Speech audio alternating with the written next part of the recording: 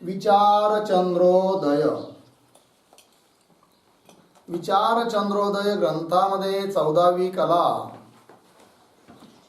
आणि 14व्या कलेमध्ये प्रश्न आहे आज 233. बरोबर. या कलेचं नाव आहे जीवनमुक्ती विधेयमुक्ती वर्णन. तर जीवनमुक्ती म्हणजे काय हा विचार आपण काल थोडासा बघितला.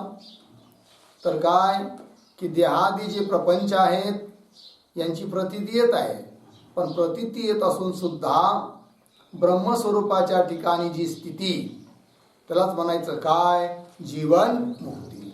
ज्ञान झालं आहे, अविद्या निवृत्त झालेली आहे आणि ब्रह्मस्वरूपामध्ये ब्राह्मी स्थितीलाच तो प्राप्त झाला आहे.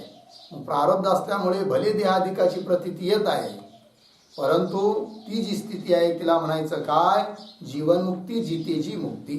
झालं. चला आता पुढचा प्रश्न 233 नंबरचा.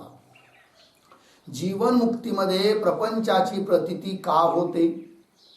म्हणजे जसं विधेयमुक्तीमध्ये प्रपंचाची देहादिक पदार्थांची प्रतीती येत नाही, तसं जीवनमुक्तीमध्ये देहादिक प्रपंचाची प्रतीती का होते हा प्रश्न. उत्तर.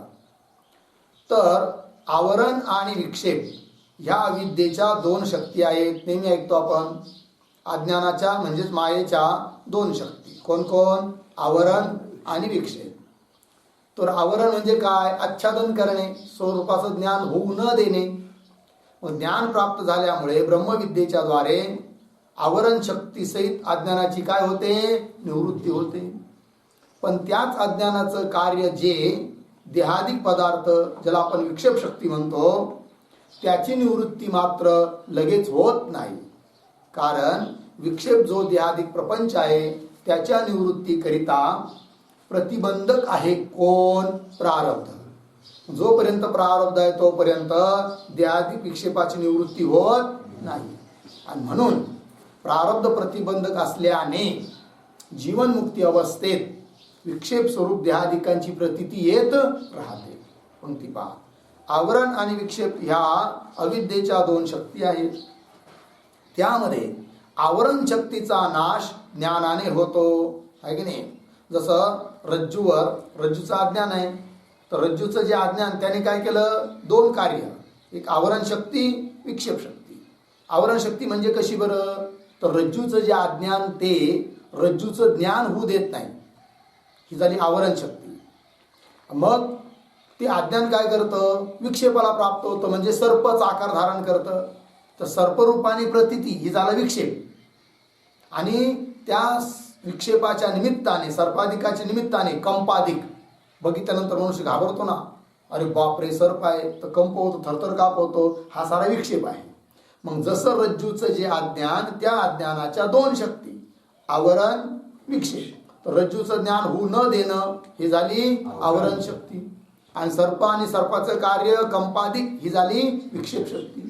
मग रज्जूचं ज्ञान झाल्यानंतर अधिष्ठानाचं ज्ञान झाल्यानंतर निवृत्ती कशाची होते आवरण शक्तीची, आहे की नाही. पण विक्षेप शक्ती मात्र कदाचित राहतेही.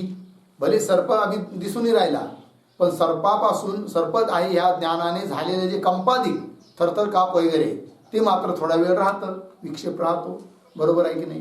मग पहा त्यामध्ये आवरण शक्तीचा नाश ज्ञानाने होतो. यास्तव यामुळे ज्ञानीयास म्हणजे ज्ञानी पुरुषास अन्य जन्म प्राप्त होत नाही, कारण आवरण शक्तीची काय झाली आहे निवृत्ती झालेली आहे. तथापि प्रारब्धाच्या बलाने दग्ध धान्यवत विक्षेप शक्ती शेष राहते. विक्षेप शक्तीलाच म्हटलं गेलं आहे अविद्यालेश, अविद्याचा अंश. ठीक आहे. तर प्रारब्धाच्या बलाने राहते कोण विक्षेप शक्ती. प्रारब्ध प्रतिबंधक आहे विक्षेप शक्तीच्या निवृत्तीकरिता, म्हणजे निवृत्ती होऊ देत नाही, बंद प्रतिबंध करतात, आहे की नाही. कशाप्रमाणे पण जरी विक्षेप राहिला विक्षेप शक्ती राहिली तरी ती मात्र काही बाधक नाही आहे. उदाहरण देऊन सांगतात दग्ध धान्य. समजा धान्य आहे आणि जळालं किंवा जाळलं किंवा भाजलं, तर भाजलेलं जे धान्य आहे ते जर आपण पेरलं तर उगतं का उगू शकत नाही. त्याच्यामध्ये अंकुर उत्पादन करण्याचं सामर्थ्य नाही आहे. दिसायला फक्त ते धान्य आहे, आहे की नाही. त्याप्रमाणे विक्षेप जरी राहिला तरी तो अन्य जन्माला कारण होत नाही. तथापि प्रारब्धाच्या बलाने दग्ध धान्यवत जळालेल्या धान्याप्रमाणे विक्षेप शक्ती शेष राहते. त्या योगे जीवनमुक्तीमध्ये प्रपंचाची प्रतीती होते. आणि म्हणून जीवनमुक्ती अवस्थेत देखील काय होते? प्रपंचाची प्रतीती होते. प्रपंच म्हणजेच विक्षेप आहे. तो निवृत्त होऊ शकला नाही का? प्रारब्ध प्रतिबंधक आहे आणि म्हणून प्रपंचाची प्रतीती येते. असं. पुढचा प्रश्न, प्रश्न नंबर 234. जीवनमुक्तीमध्ये प्रपंचाची प्रतीती कोणत्या प्रकारे होते? कशा रीतीने प्रतीती होते? जीवनमुक्ती अवस्थेत प्रपंचाची प्रतीती होते, अनुभूती येते. उदाहरण देऊन सांगा. सांगतात उत्तर, ज्याप्रमाणे रज्जूचे ज्ञान झाल्याने भ्रमाची निवृत्ती होऊनही पश्चात कंपादिकाची प्रतीती होते. बरोबर. समजा रज्जूचं ज्ञान झालं आता, तर रज्जूचं ज्ञान झाल्यामुळे भ्रमनिवृत्त झाला, म्हणजे हा सर्प आहे ही बुद्धी निवृत्त झाली. तरी पण रज्जूचं ज्ञान झालं आहे, आवरण निवृत्त झालं, भ्रम निवृत्त झाला, तरी देखील कंप राहतो. कंप म्हणजे थरथर काप हा थोडा वेळ राहतो. किंवा तो साप बघितल्याबरोबर अरे बापरे साप आहे हे पाहिल्याबरोबर पळायला लागला आणि पळता पळता ठेस लागली आणि पडला आणि दोन दात पडले किंवा डोकं फुटलं, पायाला ठेस लागली, जखम झाली. मग जरी आता कोणी बॅटरी लावली तर झालं काय? दोरीचं ज्ञान झालं, त्यामुळे दोरीचं अज्ञान निवृत्त झालं. तरी पण विक्षेप कार्य जे जखम झाली आहे, डोकं फुटलं आहे, ते मात्र थोडा वेळ तरी राहतच. 1-2-4 दिवस. कळलं की नाही? असा अर्थ. ज्याप्रमाणे रज्जूचे ज्ञान झाल्याने भ्रमाची निवृत्ती होऊनही पश्चात कंपादिकांची प्रतीती होते. बरोबर. आणखी एक दृष्टांत झाला. ज्याप्रमाणे, दुसरा दृष्टांत, ज्याप्रमाणे दर्पणाच्या ज्ञानियास प्रतिबिंब दूरवर भासते. हा दुसरा दृष्टांत. समजा आता आरसा आहे आणि आरशामध्ये काय प्रतिबिंब पडलं आहे मुखाचं. बरोबर आहे की नाही? अगोदर भ्रम झाला की अरे माझ्यासारखंच कोणीतरी याच्यात आहे. नंतर बघितलं अरे हे तर काही नाही, काच आहे, आरसा आहे, काहीच नाही याच्यामध्ये, आहे की नाही? मग भ्रम निवृत्त झाला तरी पण त्या आरशामध्ये प्रतिबिंब हे दिसतच राहतं. ठीक. ज्याप्रमाणे दर्पणाच्या ज्ञानियास, दर्पणाचं ज्याला ज्ञान झालंय त्याला प्रतिबिंब दूरवर भासते. व ज्याप्रमाणे, आणखी दृष्टांत, की ज्याप्रमाणे मरुभूमीच्या ज्ञानियास मृगजळ भासते. आहे की नाही? मरुभूमी म्हणजे बरड रान, उखर भूमी, आणि तिथं काय वाचताय? मृगजळ. आता या दिवसामध्ये जास्त वाचताय. मग जरी एखादा मनुष्य तिथं गेला आणि कळालं की मरुभूमी आहे, मृगजळ नाही, तरी पण दुरून पुन्हा काय भासतं? मृगजळ भासतं. ज्याप्रमाणे मरुभूमीच्या ज्ञानियास मृगजळ भासते. 3 दृष्टांत दिले आहे की अधिष्ठानाचं ज्ञान निवृत्त झाल्यावर देखील विक्षेपाची प्रतीती होते. हे सांगण्याकरिता. तद्वत तत्वज्ञानियास, ज्याला तत्वज्ञान झालंय, ब्रह्मज्ञान झालंय, त्यास जीवनमुक्तावस्थेत बाधित झालेल्या प्रपंचाची प्रतीती होते.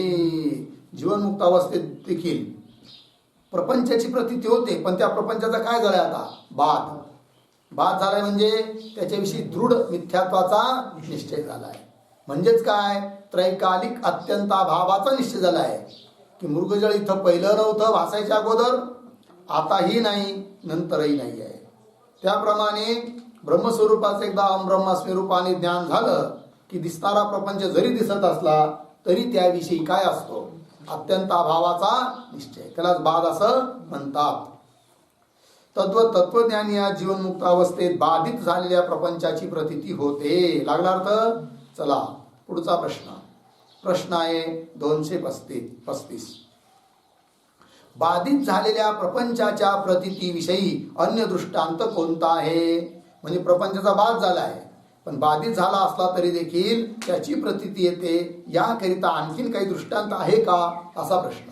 उत्तर, महाभारत कालातील युद्ध प्रसंगी दृष्टांत दिलाय बघा, फार सुंदर आहे. झालं काय की महाभारत झालं, युद्ध, मोठं युद्ध आहे की नाही? कुठलं? कुरुक्षेत्रावर झालेलं. कुणाकुणाचं? पांडव आणि कौरवांचं. ठीक आहे. तर महाभारत कालातील युद्ध प्रसंगी द्रोणाचार्यांच्या मृत्यूनंतर अश्वत्थामादिकांशी युद्ध झाले आहे ना, द्रोणाचार्य मारले गेले. नंतर त्यांचा पुत्र अश्वत्थामा, त्याच्याबरोबर देखील अर्जुनादिकांचं घनघोर काय झालं, युद्ध. तेव्हा सत्यसंकल्पी श्रीकृष्ण परमात्म्याने असा संकल्प केला की काय, की या युद्धाच्या समाप्तीपर्यंत रथादी घोडे सहित सर्व सरंजाम जसाच्या तसाच राहावा, असा संकल्प केला. कोणी? भगवान श्रीकृष्णाने. की जोपर्यंत युद्ध पूर्ण होत नाही तोपर्यंत अर्जुनाचा रथ, घोडे, बाकी सर्व सामुग्री ही जशीच्या तशीच राहावी, जळून जाऊ नये, असा संकल्प केला. कोणी? भगवान श्रीकृष्णांनी. सरंजाम जशाच तसाच राहावा असे चिंतन करून युद्धामध्ये प्रवेश करते झाले, युद्ध सुरू केलं. अशा प्रसंगी अश्वत्थाम्याने काय केलं, अग्निअस्त्राचा प्रयोग केल्याने त्याच क्षणात अर्जुनाचे घोडे इत्यादी भस्मसात झाले. पण त्या अश्वत्थाम्याने काय केलं, ब्रह्मास्त्र अग्निअस्त्राचा प्रयोग केला. कुणावर? अर्जुनाच्या रथावर. त्यामुळे खरं तर त्याच क्षणात ते काय झाले होते, भस्म झाले होते. म्हणजे भस्म झाले होते तर कसं काय उपयोगात आणल्या जात होते? त्याच्यात सर्व होतं, भगवान, रथ, अर्जुन आणि रथ चालवायचे भगवंत, युद्ध समाप्त होईपर्यंत. आणि युद्ध चालू असतानाच त्या अश्वत्थाम्यादिकांनी काय केलं होतं, ब्रह्मास्त्र मारलं होतं आणि जळाले पण होते. तरी कसं काय, तर केवळ त्यांची प्रतीती येत होती, रथादिकांची उपयोगी होत होता. का? भगवंताचा सत्य संकल्प होता. भगवंताचा संकल्प कसा आहे, सत्य संकल्प आहे. आणि भगवंताने संकल्प केला होता काय, की युद्ध समाप्त होईपर्यंत हे जशाच्या तसंच राहावं. मग संकल्प प्रतिबंध असल्यामुळे भस्मसात झालेला असून देखील त्या सर्व रथादिकांची काय येत होती, प्रतीती येत होती. अर्जुनाचे घोडे इत्यादिक भस्मसात झाले. तथापि तरी पण श्रीकृष्ण परमात्मा हा सारथी असल्याने त्याच्या सत्य संकल्पाने घोडे, रथ आदी पूर्ववत कायम राहिले. बरोबर. तथापि लढाईचे विसर्जन होताच ती सर्व भस्मसात झाली. बरोबर. आणि ज्यावेळेस लढाई, युद्ध संपलं तर रोज काय व्हायचा नियम माहिती आहे का? ज्यावेळेस संध्याकाळी युद्ध पूर्ण करून वापस आपल्या रावट्याच्या ठिकाणी यायचे भगवान कृष्ण अर्जुनाचा रथ घेऊन, आणि सर्वात अगोदर रथाच्या खाली भगवंत उतरायचे आणि अर्जुनाला हात द्यायचे. हात देऊन त्याला खाली घ्यायचे. कोण? भगवंत. बघा, नंतर जेव्हा युद्ध पूर्ण झालं, शेवटच्या दिवशी भगवंताने सांगितलं, अर्जुना रथाच्या खाली उतर. अर्जुनाला मोठी चिंता वाटली. म्हणजे देवा, असं का? रोज तुम्ही स्वतः रथाच्या खाली उतरता, मला हात देता आणि मला खाली घेता, आज मला सांगताय की तू खाली उतर म्हणून, आणि तुम्ही तसेच रथात बसून आहात, का बरं? कारण आहे म्हणजे याचं उत्तर तुला थोड्याच वेळात मिळेल. अगोदर तू पहिले खाली उतर. ठीक आहे, उतरला अर्जुन. आता शिष्यच आहे. मग अर्जुन खाली उतरला आणि नंतर भगवंताने रथावरून उडी मारली. आणि भगवंताने रथाच्या खाली उडी मारल्याबरोबर तिकडं धड धड धड धड धड धड रथ पेटला घोड्यासहित, आणि थोड्याच वेळात भस्मसात झाला. म्हणे बघ अर्जुन, जर मी उतरलो असतो तर तुझं सुद्धा हीच गती झाली असती, तूही जळाला असता. म्हणे झालं कसं काय?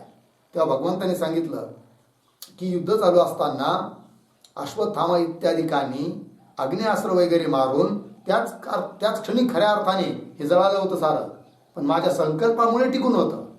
आणि म्हणून तुला मी आज अगोदर उतरवलं, नंतर मी उतरलो, आहे की नाही? युद्ध पूर्ण झालं, माझ्या संकल्पाची अवधी संपली आणि म्हणून हे सारं जळालं. सांगायचं तात्पर्य की त्यांनी अग्निअस्त्र वगैरे जेव्हा मारले होते त्याच क्षणात भस्म झालं होतं, तरी देखील प्रतीती येत होती. का? भगवंताच्या संकल्पामुळे. संकल्प प्रतिबंध होता. हा त्याला दृष्टांत. आता सिद्धांत पहा.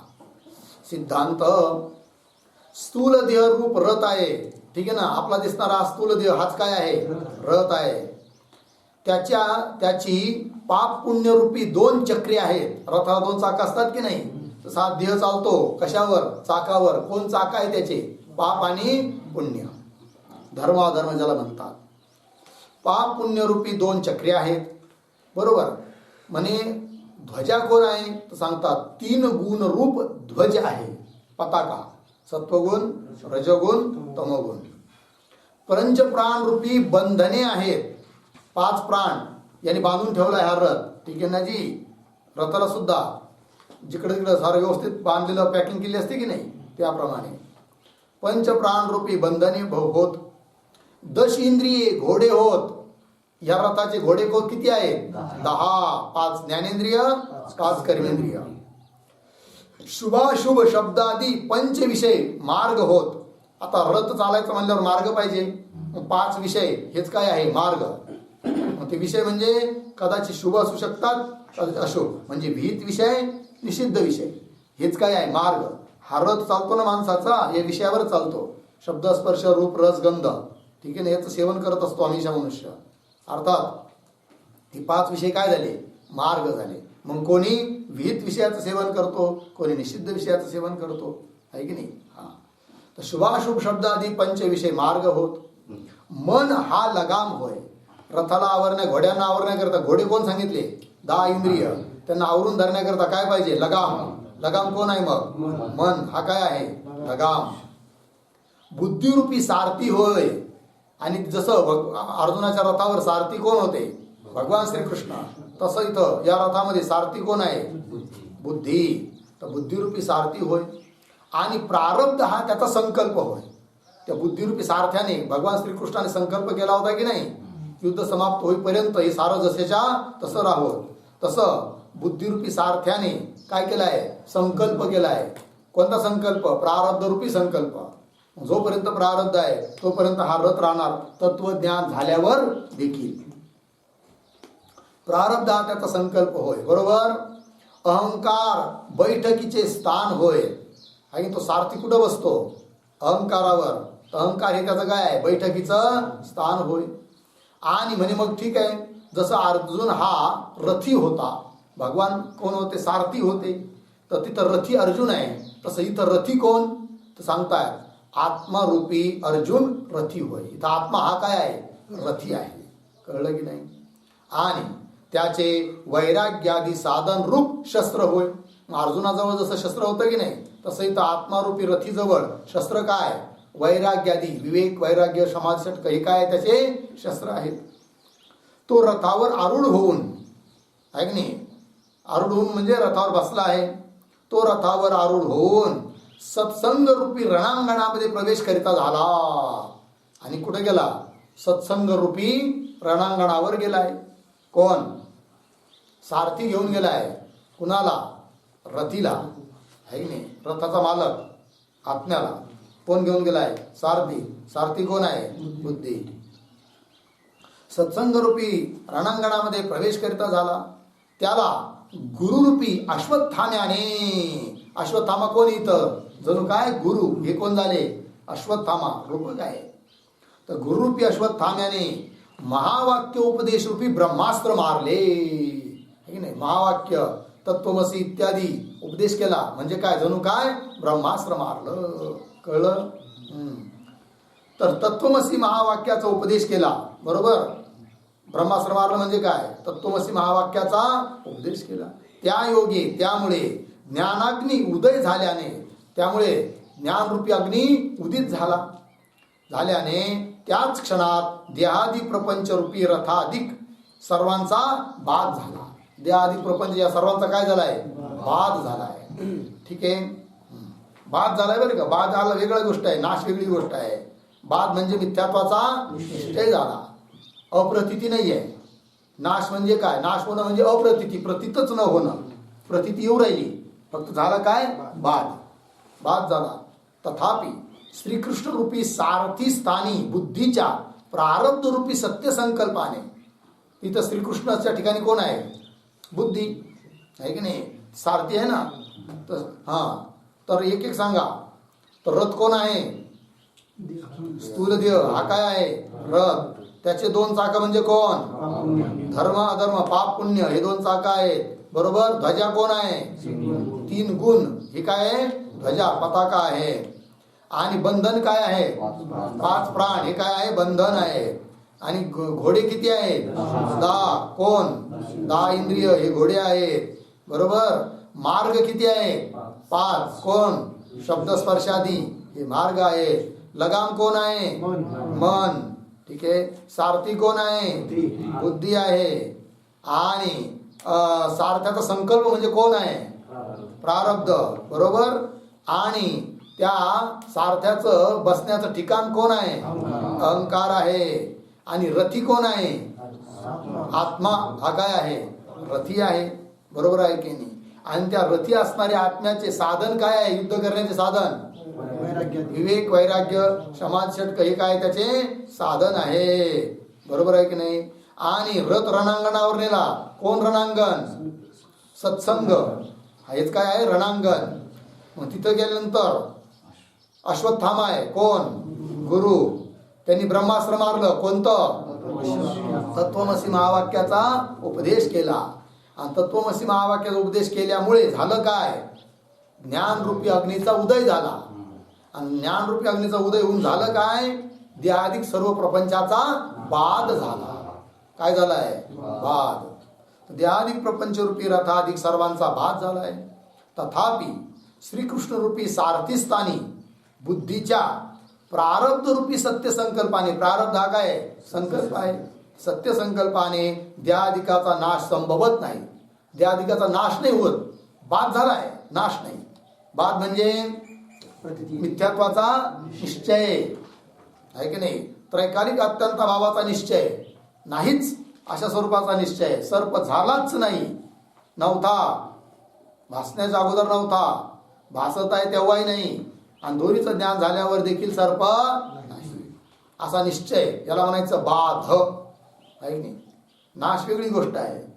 चला, तर सत्य संकल्पाने देहाधिकाचा नाश संभवत नाही. किंतु पश्चातही म्हणजे ज्ञान झाल्यावर देखील देहाधिकांची प्रतीती होते, दिसतातच.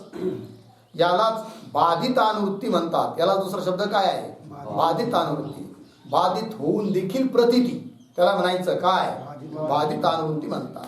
या प्रकारे बाधित झालेल्या प्रपंचाच्या प्रतीतीविषयी दृष्टांत समजावा. म्हणजे बाध झाल्यावर सुद्धा प्रतीती कशी येते याविषयी हा दृष्टांत दिला आहे, बरोबर. चला, इथं टिप्पणी आहे, 1 नंबर टिप्पणी. नाश आणि बाध यांचा भेद सांगणारी टिप्पणी आहे. ठीक आहे जी. तर बघा, ज्याचा नाश होतो तो नाशाचा प्रतियोगी होय. प्रतियोगी कशाला म्हणायचा? यस्य नाशः किंवा यस्य अभाव स प्रतियोगी. ज्याचा नाश होतो, ज्याचा अभाव होतो, तो काय असतो? त्या नाशाचा किंवा त्या अभावाचा काय असतो? घटाचा नाश, प्रतियोगी कोण? घट. पटाचा नाश, प्रतियोगी कोण? पट. ज्याचा नाश होतो तो नाशाचा प्रतियोगी होय, बरोबर.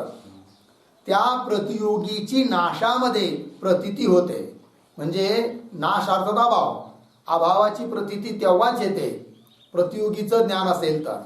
कारण प्रतियोगी सापेक्ष प्रतीतीचा विषय आहे. कोण? अभाव आहे की नाही? ज्याला घट म्हणजे काय माहितीच नाही, त्याला जर विचारलं बाबा इथं घट आहे की घटाचा अभाव आहे, तर त्याला काहीच कळणार नाही. कारण घट माहितीच नाही काय म्हणून. मग घटाचा अभाव आहे इथं हे कुणाला कळेल? ज्याला घटाचं ज्ञान आहे. कळलं की नाही? म्हणजे नाश होण्याकरिता प्रतीतीची आवश्यकता आहे. कुणाची? प्रतियोगीची, हे की नाही? त्या प्रतियोगीची नाशामध्ये प्रतीती होते, बरोबर. आणि बाध होतं त्यावेळेस काय असतं हो? तर बाधामध्ये प्रतियोगीची प्रतीती होत नाही. समजा आता मृगजळ दिसत आहे, माहित आहे की उखरभूमी आहे, सूर्यकिरण आहे आणि मृगजळ वगैरे काही नाही, आहे की नाही? पण प्रतीती येते. बाधामध्ये प्रतियोगीची प्रतीती होत नाही. प्रतियोगीची प्रतीती होत नाही म्हणजे काय बरं? की प्रतियोगी कोणी सत्य आहे असा निश्चय राहत नाही. मग काय होतं? पंक्ती पूर्ण वाचा. बाधामध्ये प्रतियोगीची प्रतीती होत नाही, किंतु 3 काळ अभाव प्रतीती होते. हा नाश व बाध यामध्ये भेद आहे. ठीक आहे. बाधामध्ये काय होतं? त्रैकालिक अभावाचा निश्चय होतो, आहे की नाही? की इथं मृगजळ हे अगोदरही नाही आहे, भासण्याच्या अगोदर भासतं तेव्हाही नाही आहे, आणि नंतरही नाही आहे. नाशामध्ये काय अडचण आहे? नाश आणि बाध दोन्हीत काय अंतर? नाश होतो तिथं प्रतियोगीच्या प्रतीतीची अपेक्षा आहे. प्रतियोगी सापेक्ष प्रतीतीचा विषय आहे. कोण? नाश. आणि बाध होतो त्यावेळेस तिथं काय? प्रतियोगीची प्रतीतीची अपेक्षा नाही आहे. मग म्हणजे बाध जो ज्याचा होतो ना त्याच्या त्रैकालिक अभावाचा निश्चय होतो, त्याला म्हणायचं बाध. ठीक आहे. मृगजळाचा बाध झाला का नाश? बाध. रज्जूवर भासणाऱ्या सर्पाचा बाध का नाश? बाध. कळलं की नाही? स्वप्न प्रपंचाचा बाध आहे की नाही? हा. तसं जागृत प्रपंच आहे हा. ब्रह्मज्ञान झालं, ब्रह्मज्ञान झाल्यावर सुद्धा जगताची प्रतीती येतेच. मग हा बाध आहे का नाश आहे? बाध आहे. नाश होणारच नाही का? केव्हा होईल? प्रारब्ध प्रतिबंधक आहे. प्रारब्ध संपलं तर देहादिकांची प्रतीती येणार नाही. मग तो काय झाला? नाश. विदेह मुक्ती प्राप्त झाली की समस्त प्रपंचाचा आपल्या दृष्टीने काय झाला आहे? नाश झाला आहे. आणि जीवनमुक्ती अवस्थेमध्ये समस्त प्रपंचाचा काय आहे? बाध आहे. ठीक आहे जी. बघा, बाधामध्ये प्रतियोगीची प्रतीती होत नाही. म्हणजे प्रतियोगी सापेक्ष प्रतियोगी प्रतीत असला पाहिजे तरच बाध, असा काही नाही आहे. मग काय? किंतु 3 काळ अभाव प्रतीती होते. लागलं की नाही? बाध म्हणजे काय? एक वाक्य लिहा त्याच्यावर. यत्र यत् प्रतीयते, यत्र यत् प्रतीयते तत्र तस्य त्रिषु कालेषु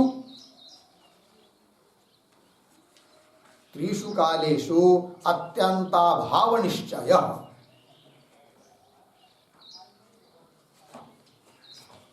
अत्यंताभाव निश्चय त्याला म्हणतात बाध. बघा, ठीक आहे. यत्र यत् प्रतीयते, ज्या ठिकाणी ज्याची प्रतीती येते त्याच ठिकाणी त्याच्या तिन्ही कालामध्ये अत्यंताभावाचा निश्चय, त्याला काय म्हणतात? बाध. हो का? झालं. चला पुढे. खालचं 2 नंबर टिप्पणी ना, बाधित अनुवृत्ती, याच्यावर टिप्पणी आहे बघा 2 नंबर. ज्याप्रमाणे कुलालाने चक्र झालं का अर्धविराम, दंडाने फिरविण्याच्या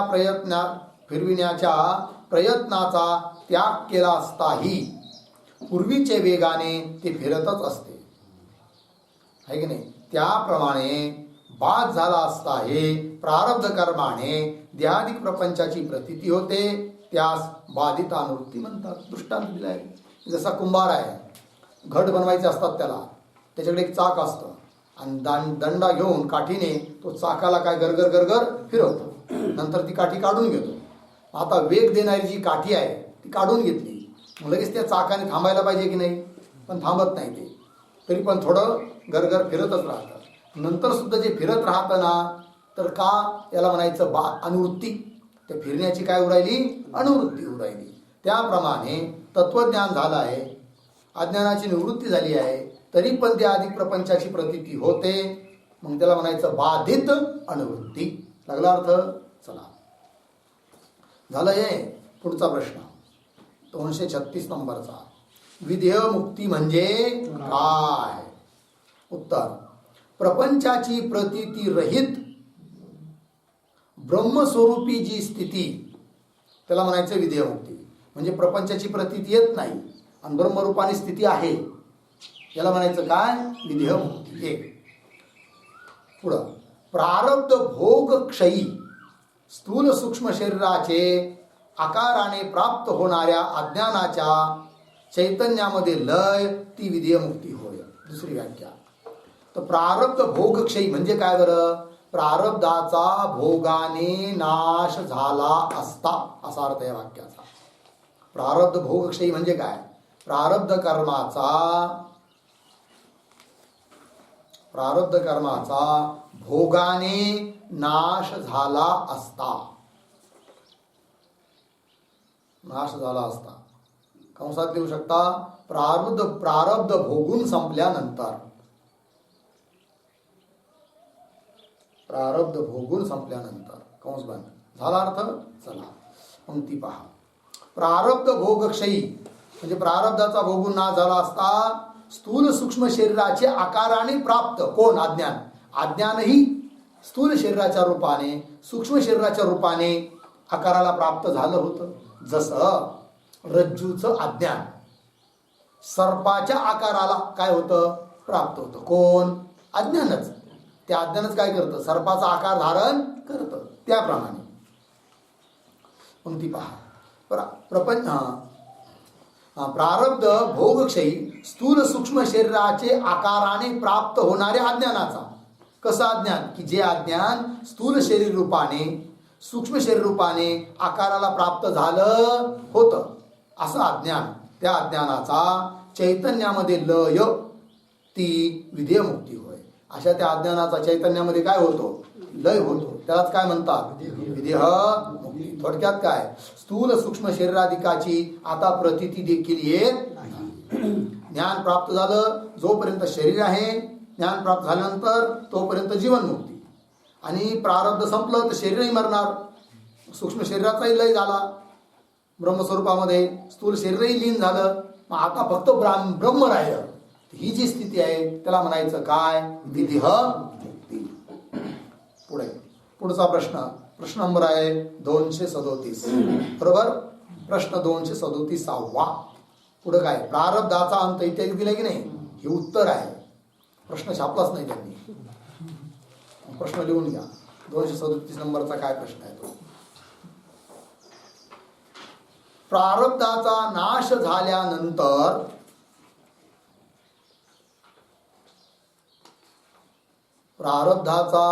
नाश झाल्यानंतर कार्यसहित अज्ञान लेशाचा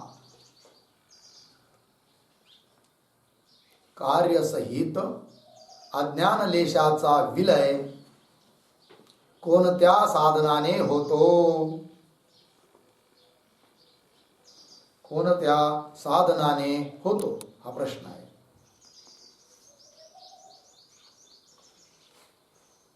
झालं काय काय, प्रारब्धाचा नाश झाल्यानंतर कार्यसहित अज्ञान लेशाचा विलय कोणत्या साधनाने होतो. अर्थ समजून घ्या. बघा, अगोदर तत्वज्ञान झालं होतं की नाही. तत्वज्ञानाने झालं काय, आवरण सहित अज्ञान निवृत्त झालं, पण विक्षेपरूप अज्ञानाचा लेश राहिला. आणि तो लेश कोटपर्यंत प्रारब्ध आहे तोपर्यंत. पण प्रारब्ध संपलं, मग तो जो लेश रूपाने अज्ञान बाकी होतं त्याची निवृत्ती कशाने होते असा प्रश्न आहे. कारण निवृत्ती करविणारं कोण होतं, तत्वज्ञान. ते तर अगोदर झालं आहे. त्याच्या नंतर काही या विक्षेपाचा नाश झाला नाही, कारण प्रारब्ध प्रतिबंधक होतं. आणि जे प्रारब्ध आडवं येत होतं तेही संपलं. मग या विक्षेपरूप जो अज्ञानाचा लेश आहे त्याची निवृत्ती कशी होते हा प्रश्न. प्रारब्धाचा नाश झाल्यानंतर कार्यसहित अज्ञान लेशाचा विलय कोणत्या साधनाने होतो? कळला प्रश्न? उत्तर पाहता. उत्तर दिलंय तिथं उत्तर म्हणून करा.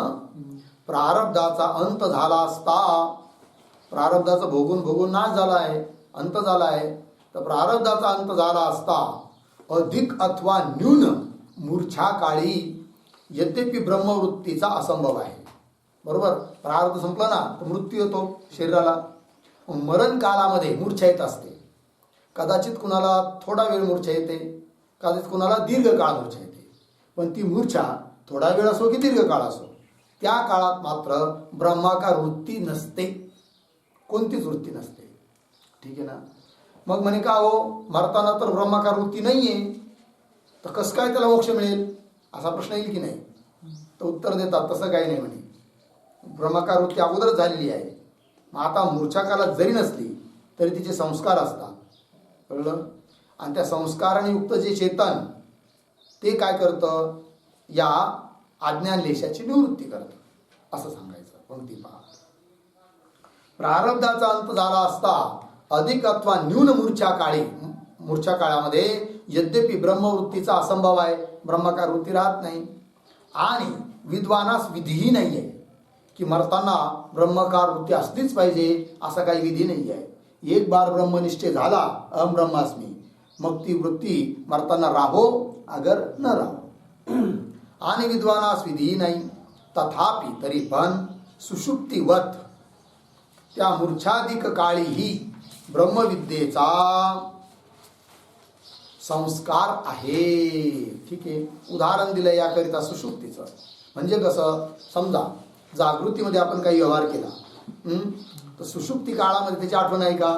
नाहीये. मग सारं विसरलो का आपण? नाहीये. जाग झाल्यानंतर पुन्हा आठवण येते की नाही मागचं सारं? अरे मी तुला काल अमुक वस्तू दिली होती, किंवा मी अमक्याला काल असं असं बोललो होतो, किंवा जे काय घडलं असेल त्या साऱ्याचं स्मरण राहतं की नाही? सुषुप्ती काळात ह्या साऱ्या गोष्टी होत्या का? नाहीये. साऱ्यांचा लय झाला आहे, तरी पण संस्कार रूपाने त्या साऱ्या गोष्टी असतात. त्याप्रमाणे हा दृष्टांत. तथापि सुषुप्तीवत, सुषुप्तीप्रमाणे त्या मूर्छादिक काळी, मूर्छादिक काळामध्ये देखील ब्रह्मविद्येचा काय आहे? संस्कार आहे. ब्रह्माकार वृत्ती नाहीये, पण संस्कार मात्र आहे.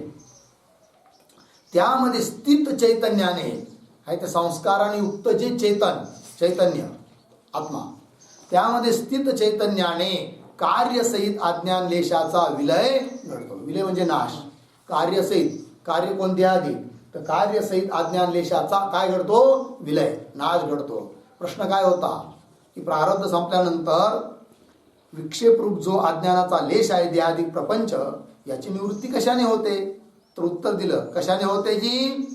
ब्रह्मविद्येचा जो संस्कार, त्या संस्काराने युक्त जे चैतन्य, त्याच्याद्वारे या विद्याधिकाची काय विक्षेपाची देहादिरूप विक्षेपाची काय होते? निवृत्ती होते. बघा, त्यामध्ये स्थित चैतन्याने कार्यसहित अज्ञानलेशाचा विलय घडतो, नाश घडतो. आणि काष्टाशी संयुक्त जो अग्नी, तो तृणादिकांना दग्ध करून स्वनाशाला प्राप्त होतो. जसा अग्नी पेटवला तर तो जसं इतर गवत वगैरे त्यांना जाळतो, आणि त्याला जाळून स्वतः सुद्धा विझतो, स्वतः सुद्धा नष्ट होतो. कोण? अग्नी. कापुराच्या बाती उजळल्या ज्योती, आणि ठाईची समाप्ती झाली जैसी. स्वतःही जळून भस्म होऊन जातात, काही राहत नाही शिल्लक. त्याप्रमाणे काष्टाशी संयुक्त जो अग्नी, तो तृणादिकांना दग्ध करून स्वनाशाला प्राप्त होतो. तद्वत, त्याप्रमाणे संस्कार युक्त चैतन्याकडून, ब्रह्मविद्येचे संस्कार आहे, त्या संस्कार युक्त असं जे चैतन्य, त्या चैतन्याकडून प्रपंचाचा नाश होऊन स्वतःचाही नाश संभवतो. स्वतःचा म्हणजे चैतन्याचा नाही, त्या ज्ञानाच्या संस्काराचा सुद्धा काय होतो? नाश होतो. म्हणजे त्या वृत्तीचाही नाश होतो, अहम ब्रह्मास्मी या वृत्तीचा. त्या अहम ब्रह्मास्मी या वृत्तीने काय केलं? समस्त प्रपंचाला जाळून टाकलं, बाद केला, आणि शेवटी ती जी वृत्ती आहे ती सुद्धा लय पावते ब्रह्मामध्ये. मग राहतं काय? उर्वरित केवळ शुद्ध सच्चिदानंद घन ब्रह्मच शिल्लक राहतं. बघा, नाश संभव झालं नाही. चैतन्याकडून प्रपंचाचा नाश होऊन स्वतःचा म्हणजे ज्ञानाचे संस्कार, त्याचा नाश संभवतो. पश्चात मग बाकी शिल्लक काय राहतं? तर पश्चात असंग शुद्ध सच्चिदानंद स्वप्रकाश असे आपोआप ब्रह्म अवशेष राहते. ठीक आहे. नंतर असंग, संगरहित, शुद्ध सच्चित आनंद स्वरूप स्वयंप्रकाश असे काय? असे ब्रह्म अवशेष राहते. मध्ये काय आलं? आपोआप. आपोआप शब्दाचा अर्थ लिहा, आपले आपण. आपोआप म्हणजे ऑटोमॅटिक नाही, आपले आपण म्हणजे स्वतः शिल्लक राहत तेवढं फक्त. स्वप्रकाश असे आपोआप म्हणजे आपले आपण. आपोआपच्या ऐवजी काय पाहिजे होतं? असे आपले आपण ब्रह्म अवशेष राहते, म्हणजे शुद्ध ब्रह्मच शिल्लक राहतं. लागला अर्थ? हा. इति श्री विचार चंद्रोदय दर्शने जीवन मुक्ती काय पुढे? चतुर्दश कला. हा, जीवन मुक्ती विधेय मुक्ती वर्णन नामिका चतुर्दश कला दर्शन समाप्त असं पाहिजे होतं. ठीक आहे.